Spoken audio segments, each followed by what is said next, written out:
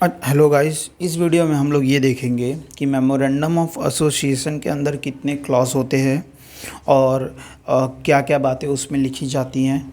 Article of association के अंदर क्या क्या बातें लिखी जाती हैं। पिछले लेक्चर में हमने दोनों के बारे में डिफरेंस देख लिया था। इस बार हम लोग देखेंगे कि दोनों के अंदर क्या क्या बातें लिखी जाती है। ठीक है, एक एक करके देखते हैं। मेमोरेंडम ऑफ एसोसिएशन, ठीक है, इसके अंदर क्लॉजेज होते हैं। कितने क्लॉज होते हैं?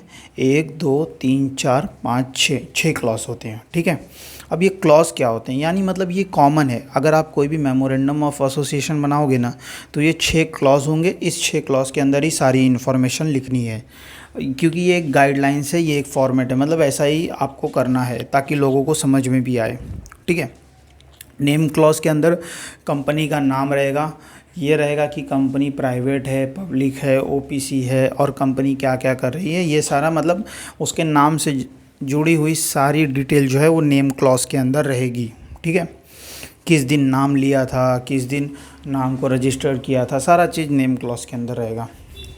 फिर सिचुएशन क्लॉज के अंदर ये रहेगा कि कंपनी किस स्टेट में है, कंपनी कौन से स्टेट का रूल फॉलो कर रही है, कंपनी का ऑफ़िस कहाँ है। अगर आपको कंपनी को कुछ इन्फॉर्मेशन चाहिए रहेगा तो कहाँ कौन से ऑफ़िस में आप जाओगे, तो ये सारा चीज़ सिचुएशन क्लॉज में लिखा हुआ है। ऑब्जेक्ट क्लॉज में लिखा रहेगा कि कंपनी का ऑब्जेक्ट क्या है, यानी कंपनी किस चीज़ पर काम करेगी, कंपनी किस लिए बनी है। जैसे कोई कंपनी है वो पेन बना रही है, तो वो लिखेगी कि भाई हम जो हैं, हमारा ऑब्जेक्ट है पेन बनाना। कल को अगर वो कंपनी उठकर वॉच बनाने लगी तो वो नहीं बना सकती, उसे अपना ऑब्जेक्ट क्लॉज को चेंज करना पड़ेगा, तब वो बना पाएगी। और ऑब्जेक्ट क्लॉज को चेंज करने के लिए वोटिंग होगी, सारे शेयर्स होल्डर वोट करेंगे। अगर डिसीजन पास हो गया तो फिर ऑब्जेक्ट क्लॉज चेंज हो जाएगा। इस तरीके से लायबिलिटी क्लॉज भी है।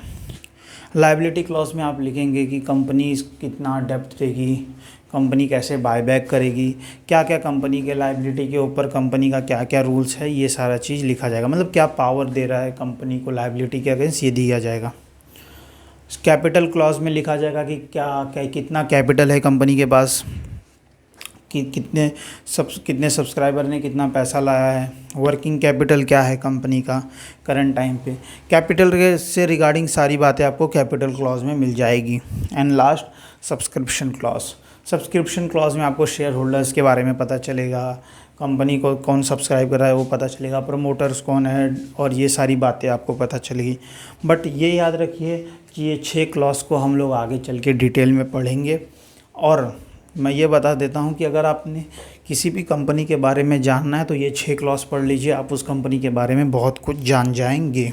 ठीक है, तो यहाँ पे मैंने आपको मेमोरेंडम के बारे में बेसिकली बहुत सारी चीज़ें बता दी हैं। ओके, अब हम लोग देखेंगे कि आर्टिकल क्या होता है। ठीक है, अब हम लोग देखेंगे आर्टिकल क्या होता है। तो जैसे कि पिछले वीडियो में मैंने बताया था आपको, आपने देखा होगा कि आर्टिकल जो होता है ना, ये एक जो है डॉक्यूमेंट है जिसमें लिखा रहता है रूल्स एंड रेगुलेशन, यानी कंपनी किस हिसाब से चलेगी ये सारी बातें लिखी रहती हैं आर्टिकल के अंदर। ओके, नाउ अब आर्टिकल बनता कैसे, एक बात आपको बता देता हूँ कि मेमोरेंडम बनाना कंपलसरी होता है। और मेमोरेंडम जो है वो कोई भी कंपनी को बनाना कंपलसरी है, और हर कंपनी अपने अपने हिसाब से बनाती है। बस वो 6 क्लॉज सेम रहना चाहिए, उसके अंदर कंपनी अपने हिसाब से सारी चीज़ें लिखती है। ठीक है, उसका कोई फॉर्मेट ऐसा वैसा है नहीं। बट आर्टिकल का जो है वो फॉर्मेट दिया हुआ है एमसीए के वेबसाइट पे। एमसीए ने प्रिस्क्राइब्ड किया है एक फॉर्मेट। ठीक है, अगर आपको मांगता है, आपको हेल्प हो रहा है तो आप उस फॉर्मेट को अडॉप्ट कर लो। आपको ऐसा लग रहा है कि उस फॉर्मेट में कुछ गलतियां हैं, आपको कोई इन्फॉर्मेशन ऐड करना है, तो आप उसको मॉडिफाई कर लो। या अगर आपको लगता है कि छोड़ो कौन मगजमारी पढ़ ले, मुझको वो चाहिए ही नहीं फॉर्मेट, मैं अपना नया अलग से बनाऊंगा, ठीक है, तो आप अपना अलग से भी फॉर्मेट बना सकते हो आर्टिकल का। ओके, ये मैं बात कर रहा हूँ आर्टिकल ऑफ एसोसिएशन का। ओके, नाउ अब आर्टिकल में ना एक बहुत इंपॉर्टेंट क्लॉज होता है जिसका नाम है इंट्रेंचमेंट क्लॉज। ये क्लॉज क्यों है मालूम है? ये क्लॉज इसलिए होता है ना कि मैं कुछ चीज़ को ना डिफ़िकल्ट कर दूं। जैसे मैंने आर्टिकल में कुछ रूल्स लिखा और मैं उसको डिफ़िकल्ट कर दूं कि कोई आगे चल के उसे जल्दी चेंज ना कर पाए। जब तक 100% लोग राज़ी ना हो तब तक वो चीज़ चेंज ही ना हो। तो इस केस में मैं इंट्रेंचमेंट क्लॉज ऐड कर दूंगा। क्या लिखा हुआ है? This clause will make amendments very difficult in the article of the company. Okay, this is not a mandatory. हाँ, दूसरी बात, ये मैंडेटरी नहीं है। अगर कंपनी चाहे तो इंट्रेंचमेंट क्लॉज ऐड कर सकती है, चाहे तो नहीं ऐड कर सकती है। बट मोस्ट ऑफ केस में ना कंपनी ऐड नहीं करती, क्योंकि कंपनी को मगजमारी चाहिए नहीं। पता चला उसने कुछ इंट्रेंचमेंट क्लॉज ऐड कर दिया, आगे चल के वो हटा ही नहीं पाए, अमेंडमेंट करना ही मुश्किल हो जाए और उसके चलते कुछ तकलीफ़ हो, तो कंपनी को ये सब नहीं चाहिए। इसलिए ज़्यादातर कंपनी ये सब ऐड करती नहीं, इंट्रेंचमेंट क्लॉज ना। उसके बाद क्या है? This will act in the interest of minority share. क्या लिखा है? Minority share holder. ठीक है, जो भी माइनॉरिटी शेयर होल्डर है उसके ये हित में काम करती है। और भी कोई कुछ जहाँ पर कोई लोगों की बात नहीं सुनी जाती है, उसके हित में काम करती है। जैसा आप रूल्स बना ले, जैसे मैंने रूल्स बना लिया कि कंपनी में जो माइनॉरिटी शेयर होल्डर है इनको हर मीटिंग में बुलाना कंपलसरी है, और उसके ऊपर मैंने इंट्रेंचमेंट क्लॉज डाल दिया। तो अब हर जर्नल मीटिंग में शेयर होल्डर्स में माइनॉरिटी शेयर होल्डर्स को बुलाना ही पड़ेगा। अगर कोई नहीं आया तो फिर मीटिंग नहीं होगा, ऐसा मैंने लिख के रखा है। बट प्रॉक्सी लग जाएगा। तो इस केस में अगर मैं चेंज करना भी चाहूँ तो इंट्रेंचमेंट क्लॉज है, तो मुझे बहुत डिफ़िकल्टी होगा चेंज करने में। तो क्या सर इंट्रेंचमेंट क्लॉज को हटाया नहीं जा सकता? बिल्कुल हटाया जा सकता है। उसके लिए एक रिजोल्यूशन होता है। Entrenchment clause will be required unanimous resolution for making amendment. ठीक है, ये यूनिनिमस क्या है? यूनिनिमस मतलब 100%। अगर आपके शेयर होल्डर जो वोट करने आ रहे हैं, जो भी आपके मेंबर्स है, इक्विटी शेयर होल्डर जो आपको वोट कर रहे हैं जर्नल मीटिंग में, अगर वो इस इंट्रेंचमेंट क्लॉज को हटाने के लिए 100% वोट करते हैं, यानी सबके सब फेवर में है, तो वो इंट्रेंचमेंट क्लॉज हट जाएगा। ठीक है, और अमेंड कब होगा? अगर बिफोर इनकॉर्पोरेशन है, जैसे बिफोर इनकॉर्पोरेशन अगर आपने इंट्रेंचमेंट क्लॉज लगा दिया है, तो उसको कब करेंगे? At the time of preparation of article उसको अमेंड करेंगे, या तो उसको लगा भी सकते हैं, जैसे जो चीज़ आपने किया होगा।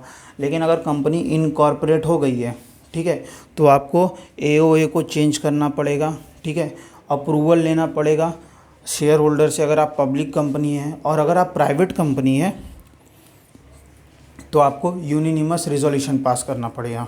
ठीक है, यूनिनिमस रिजोल्यूशन मतलब 100% रिजोल्यूशन। और अगर आप पब्लिक कंपनी है, शेयर होल्डर से परमिशन लेना पड़ेगा स्पेशल रिजोल्यूशन। स्पेशल रिजोल्यूशन मतलब 70% लोगों का, 70 से ज़्यादा यानी 70% से प्लस लोगों का आपको अप्रूवल लेना पड़ेगा। स्पेशल रिजोल्यूशन और ये जो है यूनिनिमस रिजोल्यूशन, ऑर्डिनरी रिजोल्यूशन, ये सब के भी बारे में हम लोग आगे चल के देखेंगे कुछ बातें। तो अभी मैं आपको बता दूं कि इस वीडियो में हमने क्या किया। शॉर्ट में हमने देखा कि कंपनी का मेमोरेंडम ऑफ एसोसिएशन होता है। ये एक डॉक्यूमेंट है जिसके अंदर कंपनी की पावर्स लिखी जाती हैं। ठीक है, इस डॉक्यूमेंट को कैसे बनाया जाता है? तो इसके अंदर 6 क्लॉजेस होते हैं। कौन कौन से क्लॉज होते हैं?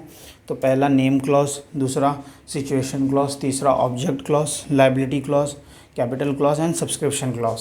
इस क्लॉज के अंदर सारी बातें इससे रिलेटेड लिखी जाती है।